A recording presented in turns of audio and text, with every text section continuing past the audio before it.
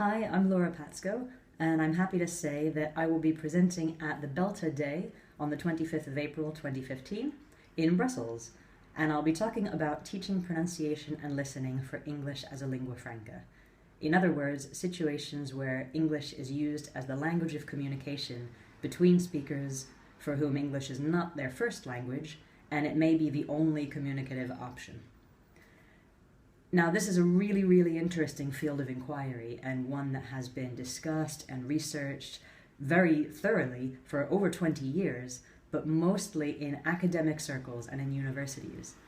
And there are still very few teachers' voices in that debate. For example, did you know that back in 1991, it was estimated that 80% of all interactions in English in the world took place with no native speaker present?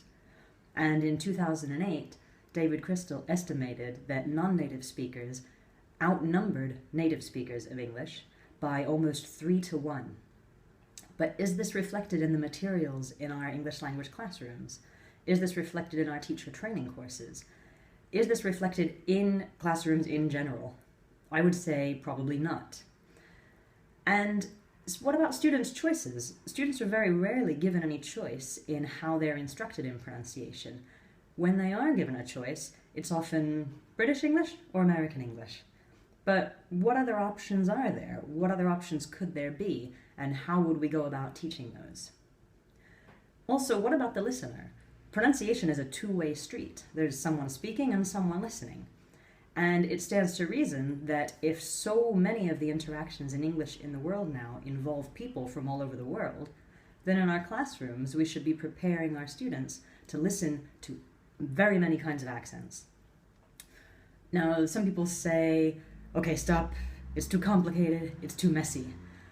But that's language. And I would argue it's better to be preparing our students for how English really is than how we might like it to be. So this new use of English around the world raises a lot of questions for English teaching and English learning. If you come along to my talk on the 25th of April at the BELTA Day, I'll make an effort to provide some answers.